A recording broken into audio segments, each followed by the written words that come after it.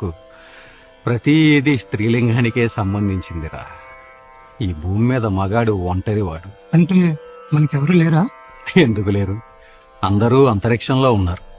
సూర్యుడు, చంద్రుడు, బుధుడు, గురుడు, శుక్రుడు, అంగారకుడు.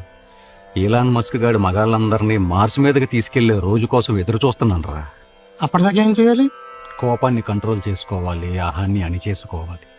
బానిసగా బతకడం బ్రతుకు తెరువు చేసుకోవాలి నాయన. నేను చేసుకోను. అయితే ఏం జరుగుద్దంట?